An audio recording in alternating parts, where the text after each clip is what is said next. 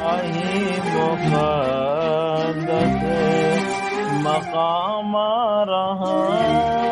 روز عید قربان ادب رسم دیکھی روز عید قربان وہی ذبح بھی کرے ہیں وہی ثواب لے ہے ملتا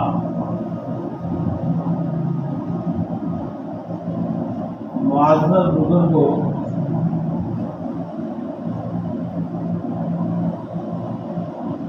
ابھی جو مہینہ چل رہا ہے یہ مہینہ قربانی کا مہینہ ہے اور جیسا کہ آپ حضرات کو معلوم ہے کہ قربانی اصل یادگار ہے ابو الانبیاء حضرت ابراہیم علیہ السلام اور ان کے بیٹے حضرت اسماعیل علیہ السلام کی باپ بیٹے نے مل کر ایثار کا اور خود سپردگی کا اطاعت کا اور فرما برداری کا وہ نمونہ پیش کیا ہے کہ اللہ تبارک و تعالی نے پوری امت مسلمہ کو قیامت تک آنے والی امت کو یہ حکم دے دیا کہ حضرت ابراہیم علیہ السلام کی سنت کو حضرت ابراہیم علیہ السلام کے اس طریقے کو قیامت تک کے لیے رائج کیا جاتا ہے اور ہر مسلمان صاحب استطاعت پر قربانی کرنا واجب قرار دیا کہ ہر صاحب استطاعت کے لیے یہ ضروری ہے کہ وہ اپنے جانب سے ایک جانور اللہ کی راہ میں قربان کرے یہ قربانی لفظ قرب سے بنا ہے جس کا مادہ قاف را با ہے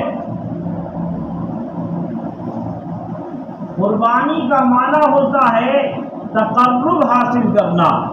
قرب حاصل کرنا اصطلاح میں قربانی کہتے ہیں اللہ تبارک و تعالی کی رضا کے لیے اللہ کا قرب حاصل کرنے کے لیے آپ جانور کو قربان کریں علماء لغت نے لکھا ما یتقرب الی اللہ اللہ کا قرب حاصل کرنے کے لیے من ذبیحہ وغیرہا ذبیحہ یا دوسرے اعمال سے اللہ کا قرب حاصل کیا جائے لیکن اس مہینے کی 10, 11 اور 12 تاریخ میں اللہ کے نبی صلی اللہ علیہ وسلم نے فرمایا کہ اللہ کے نزدیک جانور کے خون بہانے سے زیادہ بڑا کوئی عمل نہیں ہے اللہ تبارک و تعالی کے نزدیک ذی الحجہ کے ان تاریخوں میں جانور کے گلے پر چھری چلانا اور اس کا خون بہانے سے زیادہ افضل عمل کوئی دوسرا نہیں ہے قربانی کے گلے میں چھری چلانا جانور کو اللہ کی راہ میں قربان کرنا یہ ایک علامت ہے اور مقصود یہ نہیں ہے اگر یہ مقصود ہوتا کہ اللہ تعالی آپ کے جانور کو آپ نے جس جانور کو اللہ کی راہ میں قربان کر دیا ہے تو پھر آپ کو وہ لوٹایا نہ جاتا اللہ تعالیٰ نے اس امت پر احسان فرمایا کہ جانور ہم خود ذبح کرتے ہیں، خریدا ہم نے ہی ہے اور ہم ذبح بھی کر رہے ہیں اور ثواب بھی ہم کو مل رہا ہے، اور پھر اللہ تعالیٰ نے ہدیہ کر دیا اس گوشت کو، جانور کے گوشت کا استعمال بھی آپ خود ہی کر رہے ہیں۔ اللہ کو اگر یہ مقصود ہوتا تو آپ کو یہ چیزیں حاصل نہ ہوتی۔ اللہ تبارک و تعالیٰ چاہتا کیا ہے؟ قرآن مقدس نے فرمایا لن ینال اللہ لحومها ولا دماؤها ولکن ینالہ التقوی منکم۔ تم جو قربانی کرتے ہو، جو جانور ذبح کرتے ہو، اس جانور کا نہ گوشت اللہ کو پہنچتا ہے نہ اس کا خون پہنچتا ہے، نہ وہ اس کو مطلوب ہے۔ تو اے پروردگار عالم، آپ کو کیا مطلوب ہے؟ یہ لاکھوں کروڑوں مسلمان، پوری دنیا کے مسلمان ان ایام میں جانور ذبح کر کے آپ کیا چاہتے ہیں؟ تو اللہ نے فرمایا کہ میرے پاس جو پہنچتا ہے وہ تمہارا تقویٰ ہے، تمہارے دلوں کا ارادہ ہے۔ تو معلوم یہ ہوا کہ قربانی کرنے والا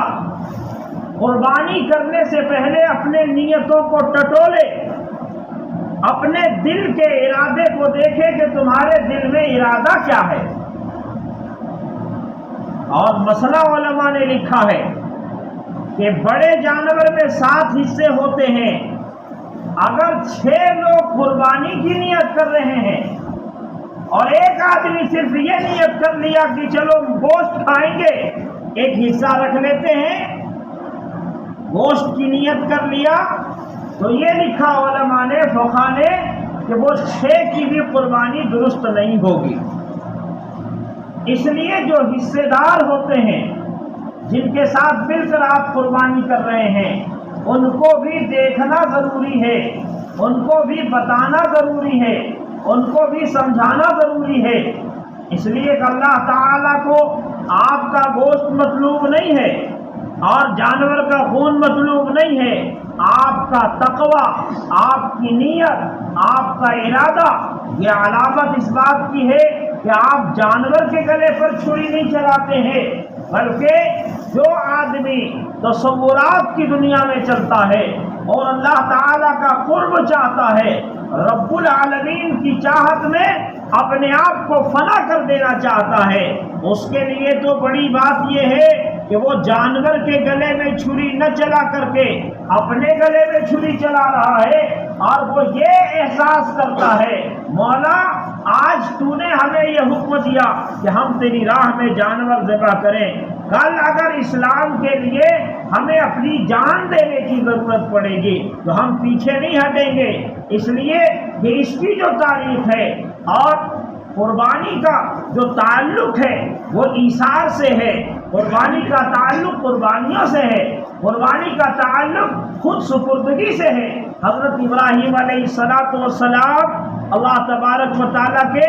بڑے جلیل القدر پیغمبر، اللہ کے خلیل، اللہ تبارک و تعالیٰ کے دوست ہیں، اور قرآن نے کہا کہ تمہارے لیے ابراہیم علیہ السلام اور ان کے ساتھ والوں کی جو زندگی ہے، یہ زندگی تمہارے لیے ایک نمونہ ہے۔ اس بات کا نمونہ ہے کہ ابراہیم علیہ السلام نے جس طریقے سے ایثار کا،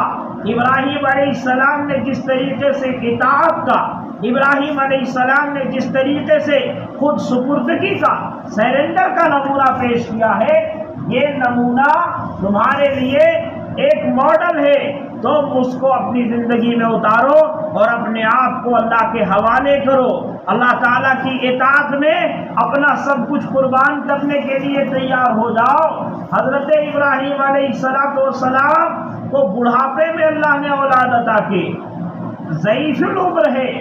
اور علماء نے لکھا ہے، مفسرین نے، کہ 80 سال کی عمر تھی ابراہیم علیہ السلام کی عمر 80 سال، اور فرشتہ آیا اور فرشتے نے آپ کو بشارت دی۔ حضرت ابراہیم علیہ السلام تو دعا کرتے تھے، رب حب لی من الصالحین، اے اللہ ہمیں ایک نیک اولاد عطا فرما دیجئے، ایک فرما بردار اولاد عطا کر دیجئے، ایسی اولاد دیجئے جو اولاد صالح ہو، نیک ہو، فرما بردار ہو۔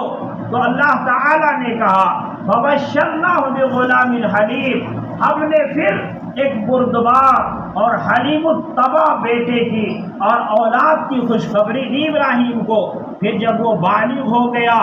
اور چلنے لگا، بلوغ کی عمر کے پہنچا، تو ابراہیم علیہ السلام نے اسی بیٹے سے مشورہ کیا۔ اللہ نے کہا کہ حلیم الطبع بردبار بیٹے کی بشارت دی ہے۔ ابراہیم علیہ السلام نے کہا کہ میرے بیٹے، میں یہ خواب میں دیکھ رہا ہوں کہ میں تم کو ذبح کرتا ہوں، اور پیغمبر کا جو خواب ہوتا ہے، نبی کا جو سپنا ہے وہ سچ ہے، بلکہ علماء نے لکھا کہ ایک طرح کی وحی ہے۔ پیغمبر نبی جو خواب دیکھتا ہے اللہ کے طرف سے وہ ایک حکم ہوتا ہے۔ تو ابراہیم علیہ السلام نے کہا کہ مجھے محسوس ہو رہا ہے کہ خدا کا حکم ہے کہ میں تمہارے گلے میں چھری چلا دوں اور تم کو ذبح کر دوں۔ تو ابراہیم علیہ السلام کے اس بیٹے نے، جسے اللہ تعالیٰ نے حلیم الطبع بنایا، فرما بردار بیٹا بنایا تھا، اس نے کہا کہ ابا جان، آپ کو جو کچھ کرنا ہے، آپ کو اللہ نے جو حکم دیا ہے وہ آپ کر گزریے،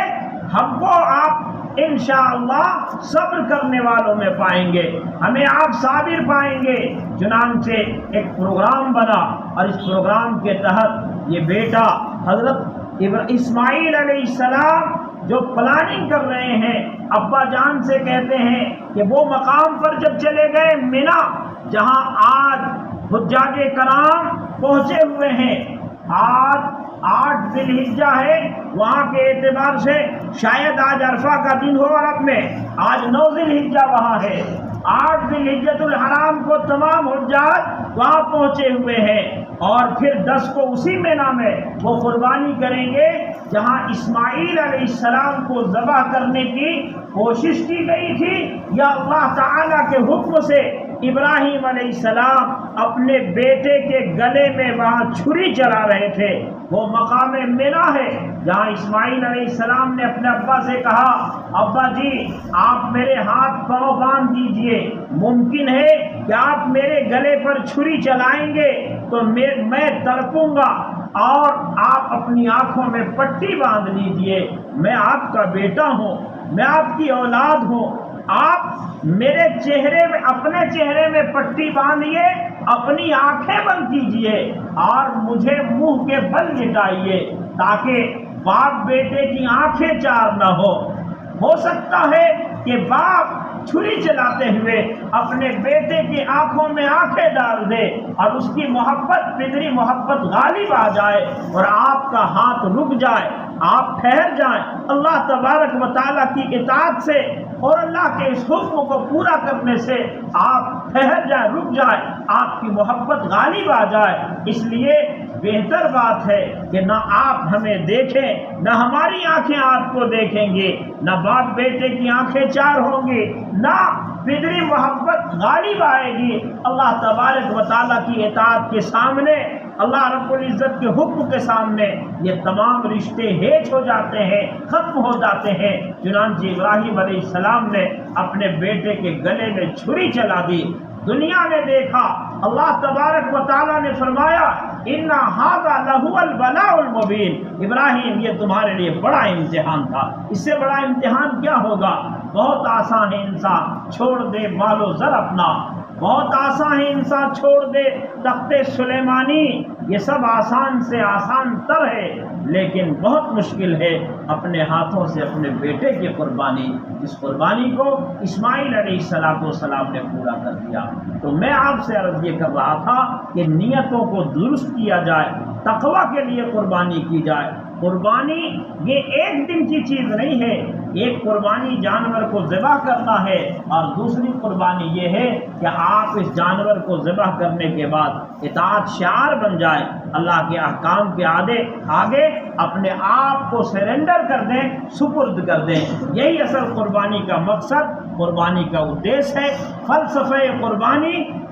کی حکمت یہی ہے۔ اور بھی بہت ساری حکمتیں ہیں جس میں اکنامکس پاور کی بات آتی ہے، آپ جانتے ہیں کہ لوگ اعتراض کرتے ہیں، ابھی سوشل میڈیا کا دور ہے، سوشل میڈیا پر ہزاروں ایسے لوگ پوسٹ ڈالے ہوئے ہیں کہ قربانی میں بیکار پیسے ضائع ہوتے ہیں، لیکن ہندوستان کے اکنامک پاور کو، یہاں کے معاشی نظام کو قربانی کے ذریعے سے کتنا مضبوط کیا جاتا ہے اور کیسے مضبوط ہوتا ہے، اس کا براہ راست فائدہ کس کو ہوتا ہے؟ عام انسانوں کو، غریبوں کو، کسانوں کو۔ اس لیے جانور کسان پالتے ہیں، امیر نہیں پالتے، اور اس میں قربانی کے معاملے میں تقریباً پوری دنیا میں کروڑوں مسلمان ہیں جو مسلمان قربانی کر کے